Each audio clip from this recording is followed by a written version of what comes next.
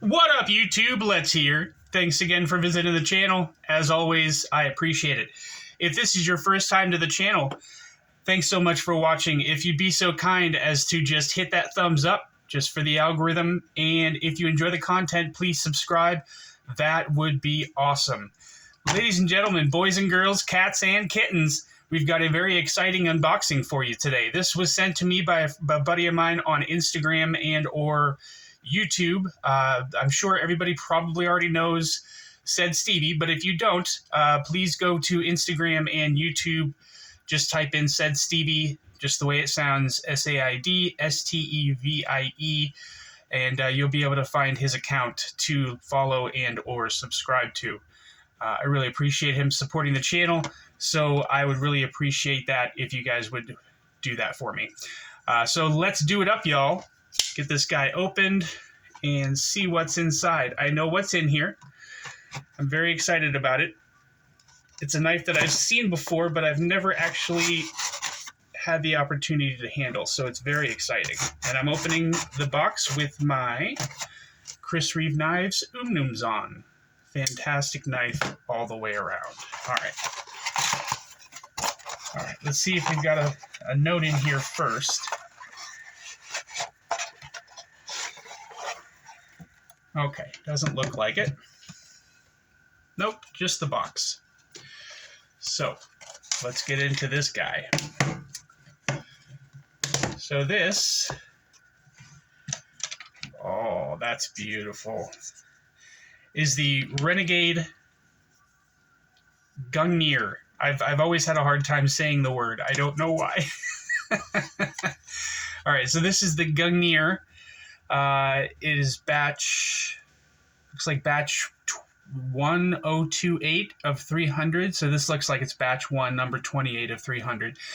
The blade steel here is M390. It's a satin ground blade and black titanium, black handle with black micarta and titanium bolsters, titanium lighters, however you want to call that.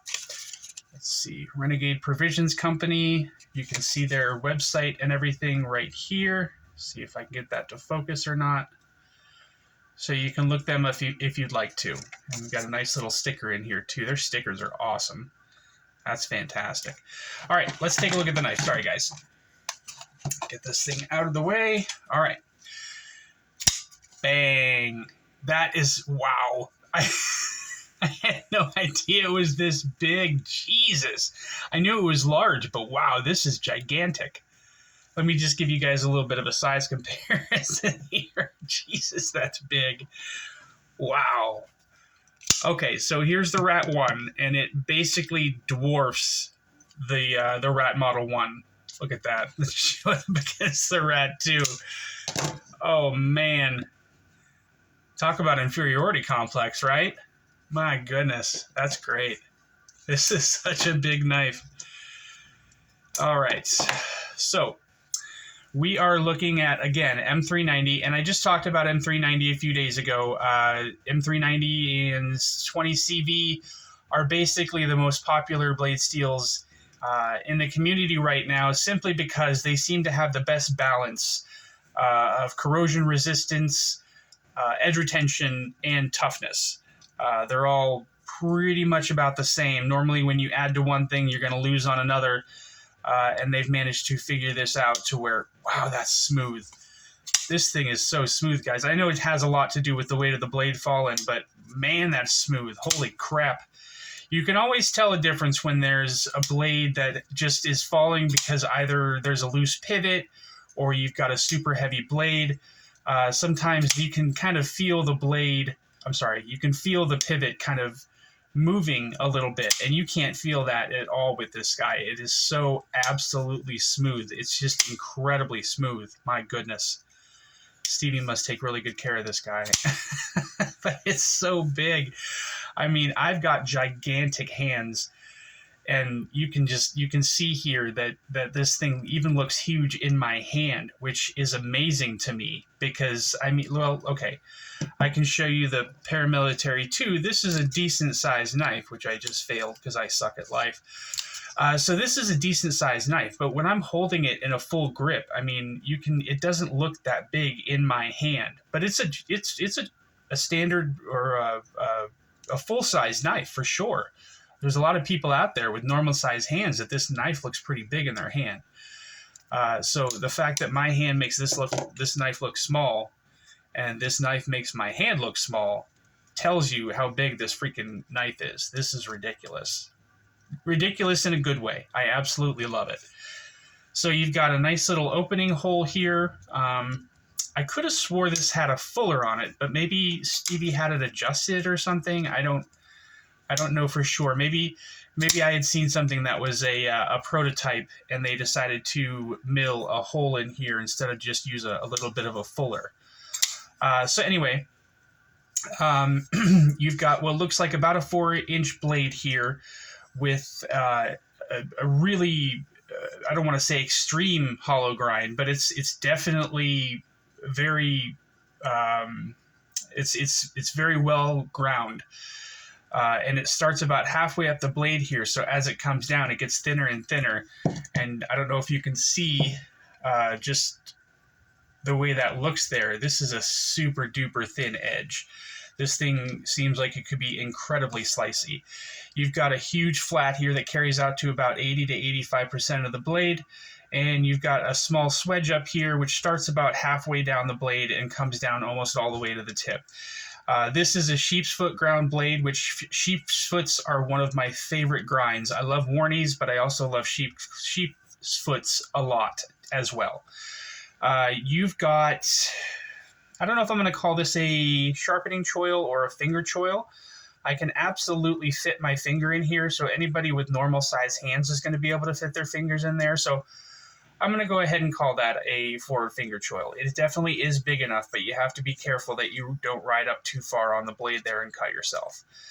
Got a little bit of a finger guard here, which acts as the flipper tab. This guy, I would say, dollars to donuts, is going to be running on bearings. A little bit of a silver pivot collar there, and from what I remember, these are captive pivots. The hardware on this guy is going to be T8s all the way around, including the screw for the lock bar insert, which also doubles as the over travel stop, even though this is a sub frame lock, so that's also going to act as an over travel stop. Titanium bolsters, titanium liners, titanium backspacer, which has a hole here for a lanyard if that's your thing.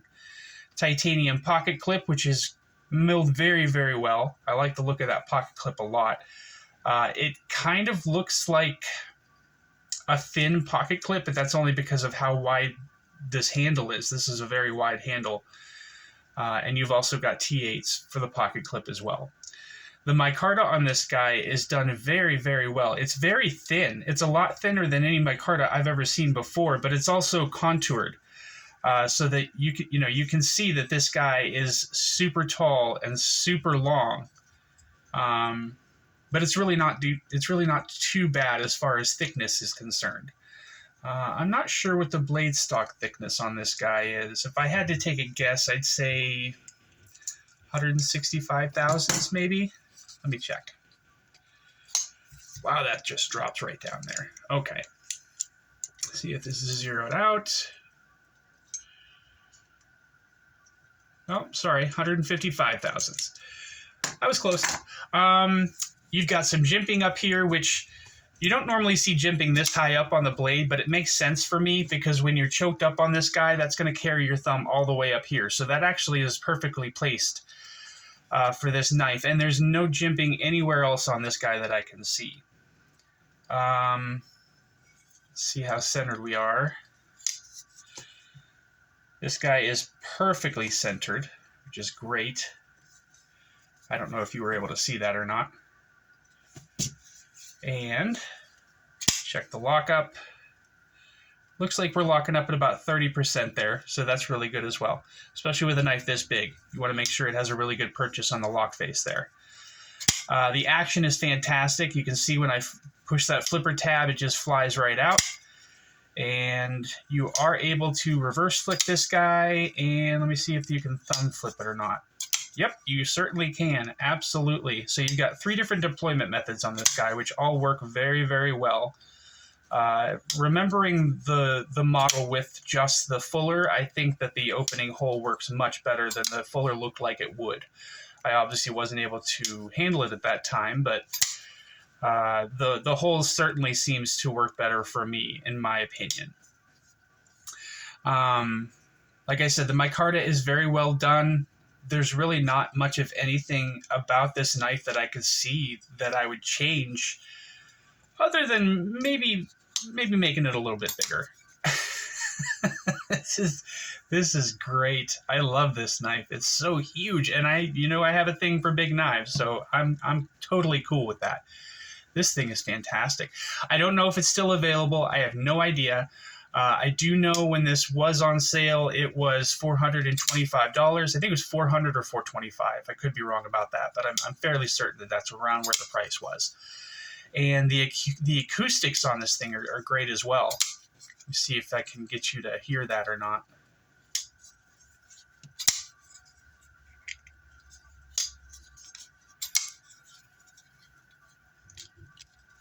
Yeah, I love the way that sounds a lot.